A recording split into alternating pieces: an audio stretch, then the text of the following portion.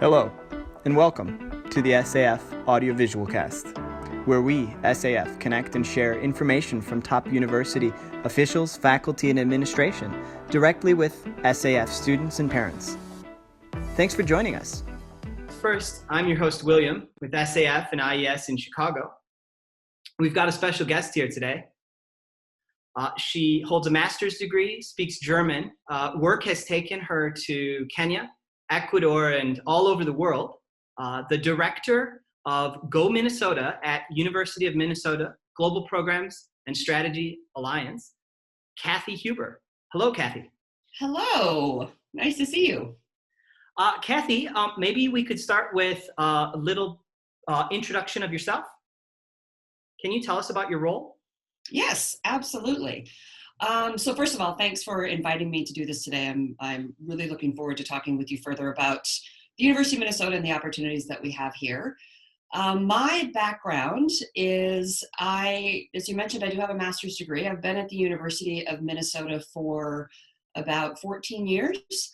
And prior to that, I worked at a couple other universities in the US as well as with a program provider. My background is actually in sending US students abroad. That was where I spent most of my years. And then in 2013, the university decided to establish this visiting student office, that we call Go Minnesota, which stands for Global Opportunities Minnesota. So we developed it and provide opportunities for undergraduate and graduate students from all over the world to come and spend a semester or a year at the university. So it's a similar role, but just sort of reverse study abroad. And so we've been doing that, as I mentioned, from 2013. And it's nice to be on this side of it. So working, instead of getting students prepared to send abroad, I now get to spend the time with them here and helping them to make the most of their experience at the university. So what brought you into international education? My own study abroad experience. As an undergrad, I was an international business major and a German major as well. And I studied abroad and I decided, it's more the international that I was attracted to than the business side of it. And I just had that transformative experience. And when I came back, I realized this is what I want to do. I want to work in international education and to help other students have that profound experience as well. Very cool. I'm an IES alum myself. Yes, so you know. So what excites you about international education? Oh, I mean, there's so much of it. It is, it is the student experience. And just seeing students, I mean, as I mentioned, having my own transformative experience, but seeing students when they first arrive and everything is so different, and then seeing them even a semester later or a year later, seeing them having really settled into their experience and taken advantage of all the opportunities that are here. I mean, it really does change their perspective on the world. And I think it just helps us to get along and to be tolerant of each other. A little bit more so when you've had time to spend immersed within another culture. And I love the people. I love international education professionals. They're interesting and fun, and it's a great field to work in.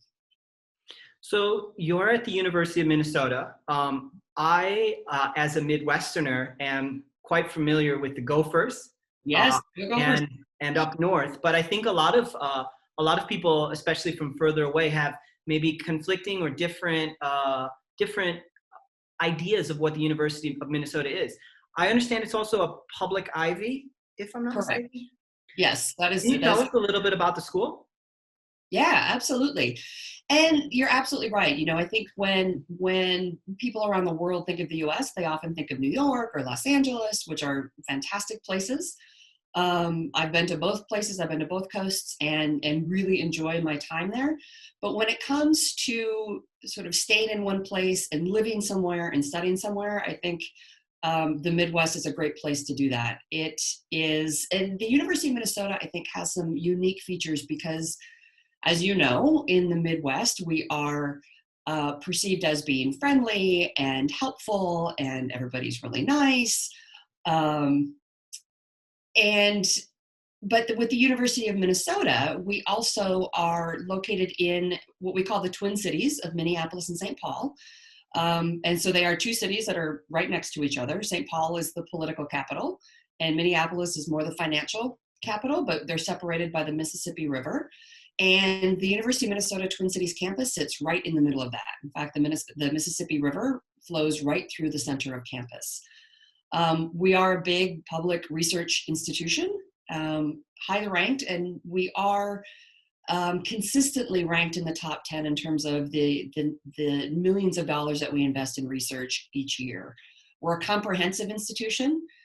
So we have, a medical school, a veterinary school, school of dentistry, public health, and so on, as well as over 200 undergraduate majors. And you I'm sure are familiar, but some of the listeners might not be familiar with, we are a Big Ten university. And so we are characterized with many other big, large public research institutions across the US. So for students, that means a really traditional US university experience with sports, residence halls, student life. And again, because of our location, the Twin Cities campus, you also get the best of this that a city has to offer with public transportation and arts and things like that.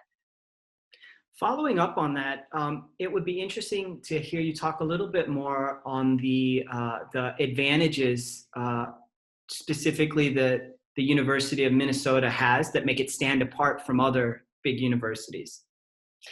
Yeah, I think really one of the biggest one is our location, and because as a public university, we are what's called a land grant university. And because of that, we have a broader mission to serve our state. So a high percentage of our students come from the state of Minnesota. So again, students who come here are going to meet Minnesotans, meet local people. They'll be part of an international community, but they'll also be part of, they'll have a chance to make friends with people who have grown up in the Twin Cities or who have grown up in smaller towns out in the state. Sometimes students even go home with them for holidays, and they can really experience that local culture. Because we are in a metropolitan area, internationalization and multiculturalism are really important, and many students will seek it out. We also, actually on the study abroad side, the university is generally in the top 5 in the number of students it sends abroad each year. And we send almost 3,000 students to study abroad every year. And so that gives the campus a real international focus and emphasis, and a lot of opportunities for students to mix with one another as well. Very interesting. Can you share with us a few of the university's most popular majors or areas of study? Yep, absolutely. So we are, as I mentioned, we are a comprehensive university. So students can literally study anything here. Because we have 9 different colleges that admit at the undergraduate level, but our most popular tend to be our College of Science and Engineering. We have some pretty highly ranked programs located within our College of Science and Engineering. Our social sciences are also quite strong, and we have one of the best economics departments in the United States. Our College of Education and Human Development is consistently ranked actually as the top amongst public universities in the US. So students can, I feel confident in saying that no matter what students' major is, they're going to have a high quality experience. But we do have, of course, there are those that stand out when you look at different rankings from around the world, and those are the ones that I've mentioned. Business is also very popular, especially with our non-degree students. So when a student comes visiting and attends the University of Minnesota, it seems like there's an adaptation and that coursework is quite demanding as well. Mm-hmm. It would be interesting for us to hear a little bit about how students adapt to that course load. Yes. So one of the features of the Go Minnesota program is that that my staff and I, this is all we do. Our job is to oversee this program, to help our visiting students to adapt. And that includes everything from academic to personal to social. And it is a different education system. And no matter where you come from in the world, it is going to be different from what you are accustomed to.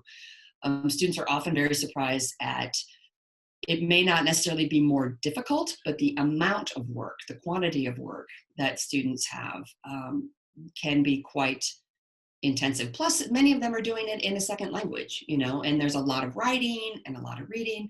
So there are an unbelievable number of resources on campus to help students be successful.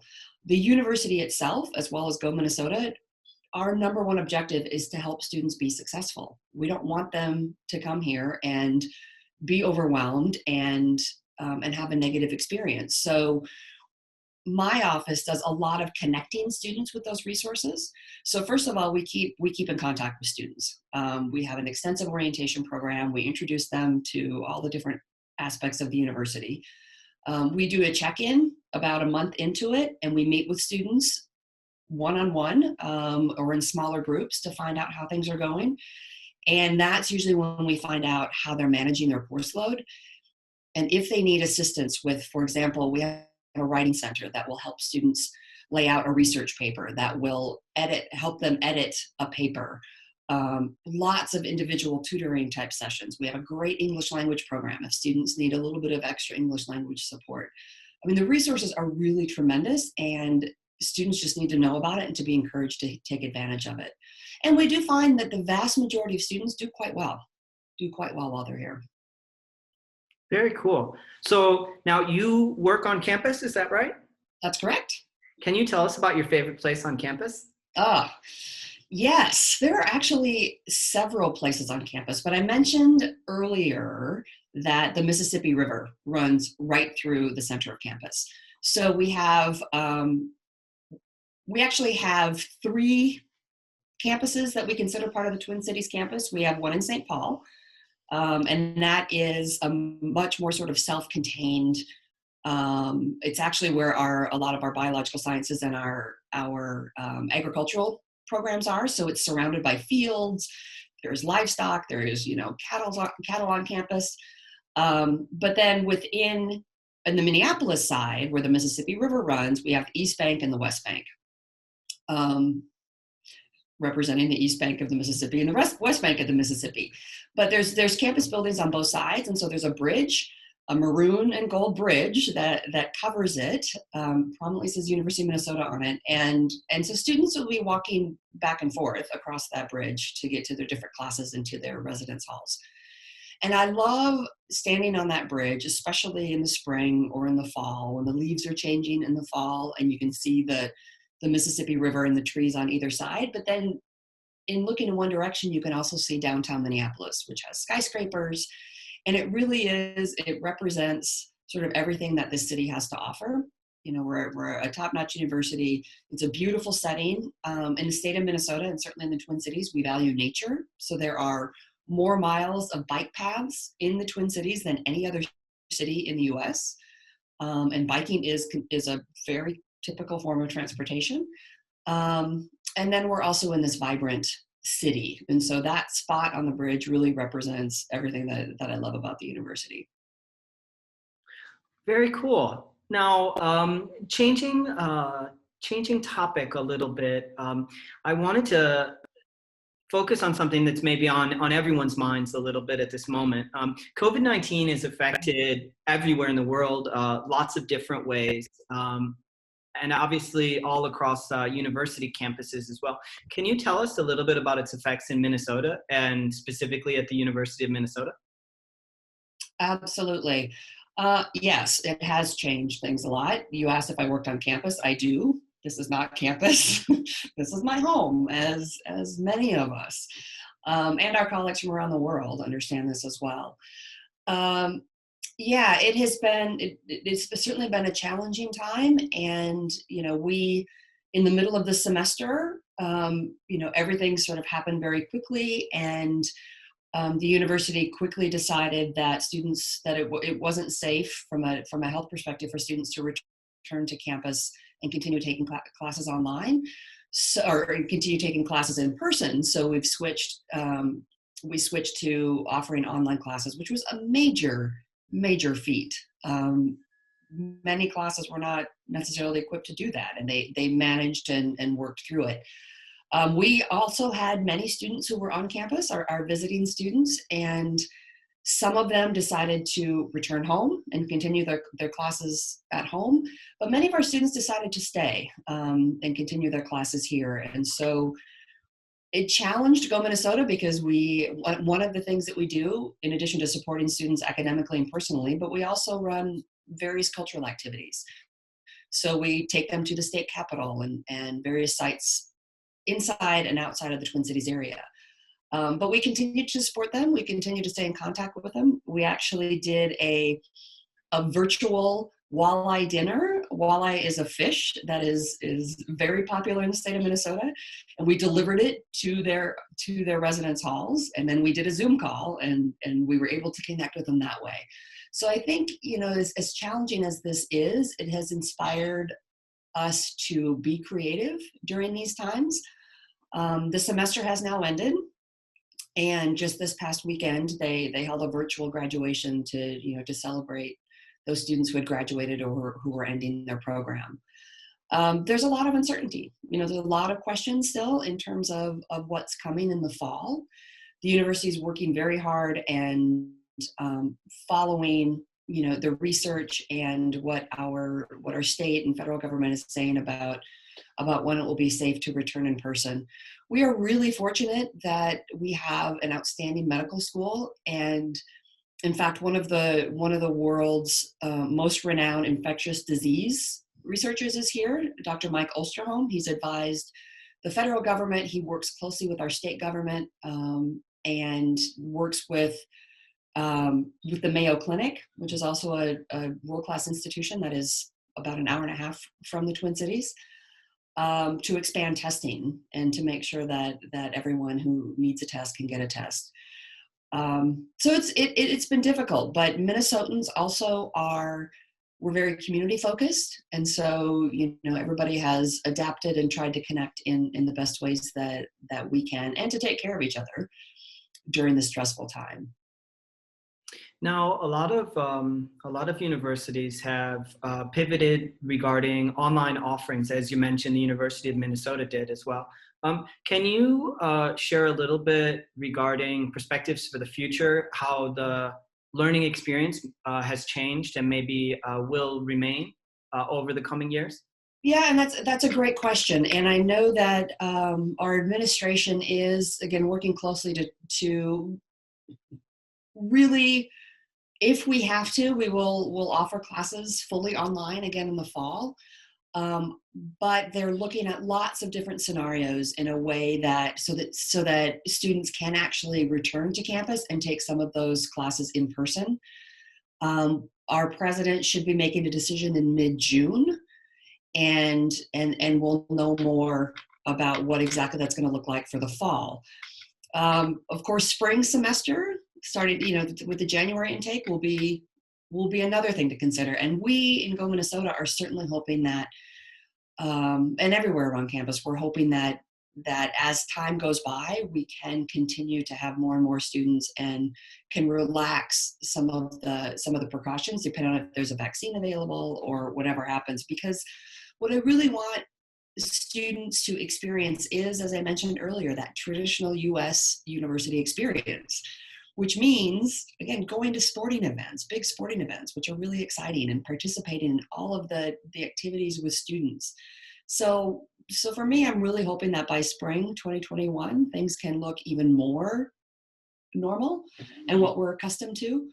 And it will be a change. And I think that students can, I don't know, none of us really know, but I do hope that, I think with some of those, because we're a big institution, some of our, especially first and second year classes can be quite large, can be 100 or 150 students. I think it's likely that those might be taught in an alternative format.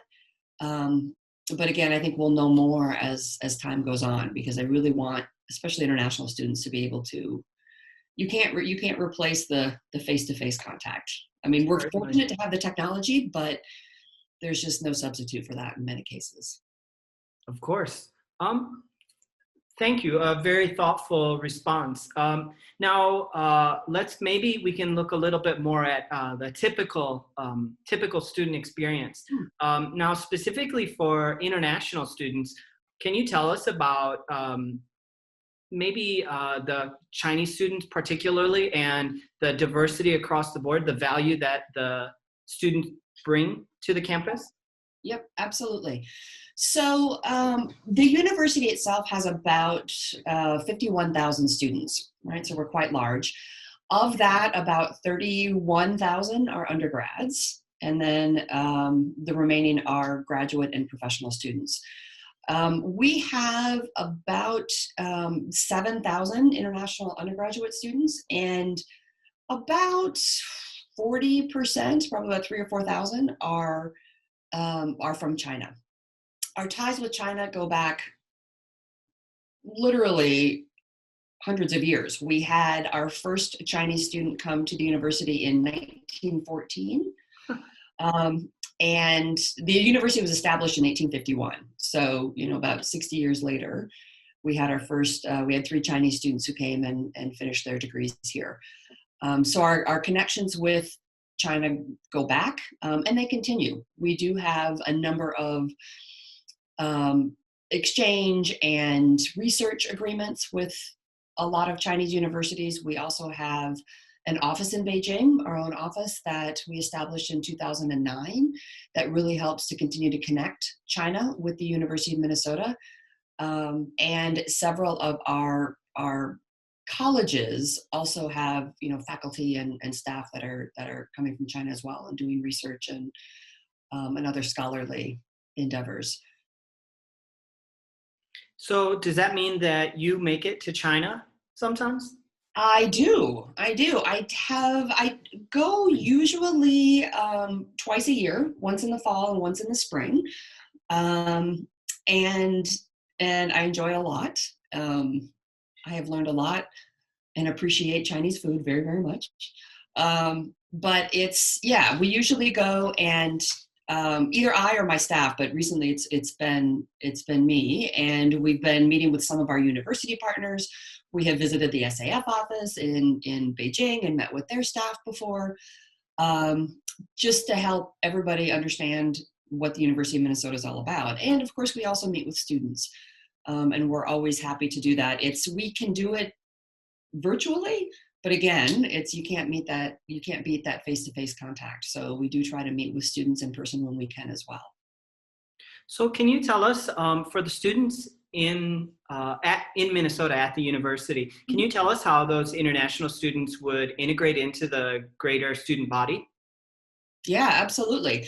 So as a visiting student coming through the Go Minnesota program, they are treated as the same way as any other degree-seeking student. So they are taking classes with degree-seeking students, with local faculty. Nobody knows that they're a visiting student unless the student tells them. So they have access to all of the same resources. And as I mentioned, we have a lot of resources that support students in their academic learning, but we have a number of libraries. We have an amazing recreation and wellness center.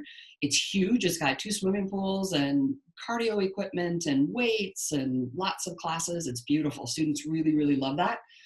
And students can access that, again, just as any other student would. Also with our housing, so we have a lot of different options for students to choose from when they choose their living arrangements. We generally advise students to choose one of the university managed options. That can be a traditional residence hall that students might be familiar with if they've seen it in movies or whatever, where they might have one room in a residence hall and share it with 1 or 2 other students. But we also have apartment style ones that are also managed by the university. So students who want to have more independence in cooking their own meals, and living in maybe with 2 students or 3 students. And our housing and residence life staff are responsible for placing students, but they always are very intentional about not placing them only with other international students. So an apartment might have a student from China, a student from Korea, and 2 students from Minnesota, for example. Or so it might be a mix of both international and domestic, but our housing office really understands that integration is important. So students can join student organizations. I mean, we always feel like if we don't hear from them, it's good news, because it means that they're kind of just off doing their thing. But I think students can expect that they'll be fully integrated without too much difficulty. Wonderful. Sounds very appealing. Now, something we like to ask some of our guests here, could you summarize your feelings on the University of Minnesota in a few words for us?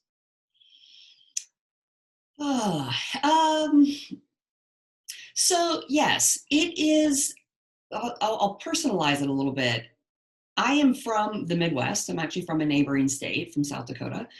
And South Dakota, and so I was looking at schools in Minnesota because we have kind of a tuition sharing program. And this was a long time ago, many, many years ago, but I actually chose not to come to the University of Minnesota because it felt too big for me. I was from a small town, and it intimidated me. Having now worked here for the past 14 years, what I find is that the university, yes, it is big, but the university works very hard to personalize that for students and to make them feel like it's not too big, it's not too overwhelming, that they can access everything that they need. And I think they do a really great job with that. You know, students are encouraged to find their communities, to find their people who they feel most connected with, whether it's through student groups or, you know, our student groups can be academic or can be social. So I love it. It's a vibrant place, a really vibrant place. And students have the opportunity to grow and learn as much as they want to. And I think students who come here really feel quite good that they chose the University of Minnesota versus going maybe to the coasts where other students might go. So it's a great place. Cathy, I mentioned a question we like to ask. Now I've got one for you that I love to ask. Oh, Tell us about your favorite Chinese dish. oh boy, that's hard. I had one that came to mind. Can I have 2? Of course. Well, one is a dish, one is a more of the sort of the genre. But one of my favorite dishes is mapo tofu, which I had for the first time in Xi'an when I went there a couple years ago. And I haven't found it here that has been as tasty. I am okay with spice, so spicy is okay. But I also just love dim sum. I could eat dumplings all day, every day. I feel you there. So, well, thanks for that, Cathy. Anything else you'd like to share today? I don't think so. No, this has really, really been enjoyable. And I really just encourage students to give the University of Minnesota a good consideration. We have strong connections with China and elsewhere in the world. And I think you won't regret your decision. Well, thanks so much for your time today. Thank you for having me.